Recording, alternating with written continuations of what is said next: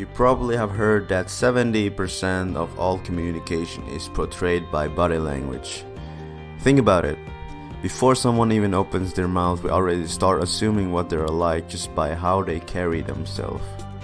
That's why we're gonna learn in this video exactly how to have confident, attractive and respectful body language. We're going to cover everything from your feet to your expression on your face, and we're gonna make sure you have full understanding of why certain types of body language are good and why some are bad. Starting with feet. You want to make sure your feet are shoulder length apart and your toes pointing outward. Why? Well, the rule of thumb is when it comes to body language is closing off your body is associated with nervousness and fear. So if someone is going to hit you, your instinct would be to close off your body to protect your organs and genitals.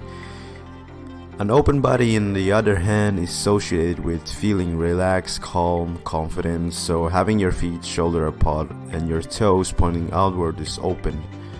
Having them closed and pointing inward is closed body language. Now, moving to our hand, do not keep your hand in your pocket, do not cross them, do not have your hand on the other hand, and if you are in a party, do not have your drink in front of your chest.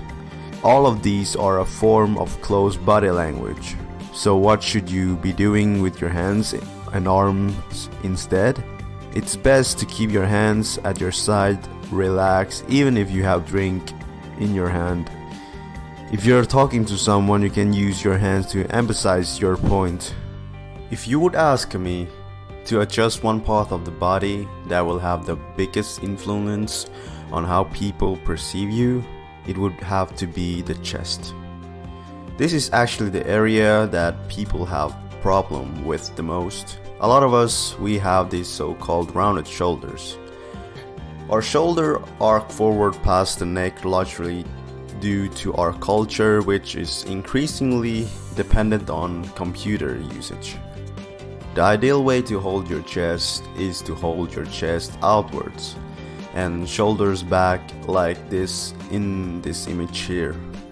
For those who have posture problems due to years of computer usage, there's a lot of exercise out there that will help straighten your back and fix your shoulders.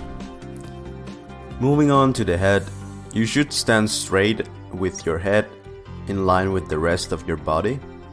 Your head should be facing forward. You don't want to tilt it down too much as it seems too submissive, and you don't want to tilt it up too much either as this seems too arrogant. The face is a large part of how people perceive you during an interaction. There's two things you want to focus on. The first is eye contact. Chances if you are watching this video, you don't have strong eye contact, especially if you are a male. Strong eye contact is a huge indicator of confidence. I'm sure you have met people who seem totally normal, but they just couldn't hold eye contact.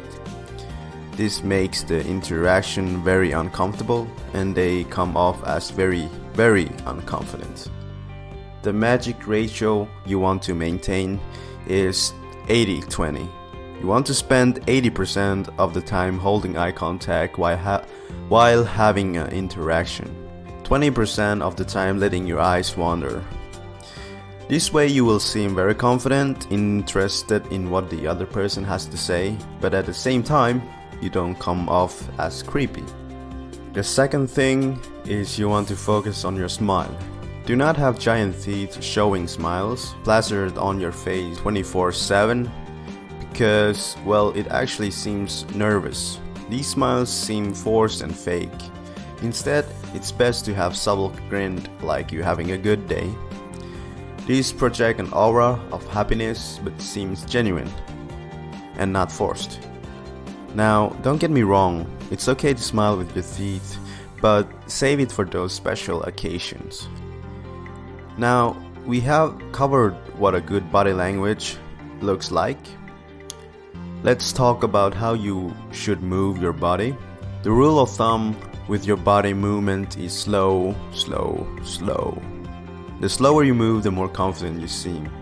A lot of us move too fast, and we also fidget a lot, and we like to touch our face and play with our hands. And this just screams, I'm nervous. It looks like you're on your edge all the time. The reason we want to stay away from nervous behavior so much is because emotion gets transferred. If you are nervous, the people around you will get nervous and uncomfortable as well. They feel like something is wrong, and this hinders your all likability. So how slow should we move? Honestly, you can move pretty slow without looking weird. Just don't move too slow like you're in the Matrix. The last concept we're gonna talk about is space. This relates a lot to open and closed body language concept that we spoke earlier about. The more space you take up, the more confident and comfortable you seem. When you are at the desk, spread your belongings. Don't be afraid of having space between your stuff. But still, don't be that guy who takes up 3 seats with his book and a bag. When you're sitting, don't be afraid of men spreading. Spread your legs, spread your arm, take a little bit more space. Do not be afraid to open up your body. And that's it. If you want to be perceived as more confident, look more attractive, and gain more respect, just need to keep these in mind. These concepts. Stay away from the closed body language, move slow, take up more space, and increase the amount of eye contact you make. By making these changes, I can 100% guarantee you will see improvement in your social interaction. Wherever it will be on dates, during meeting, or just a normal social interaction.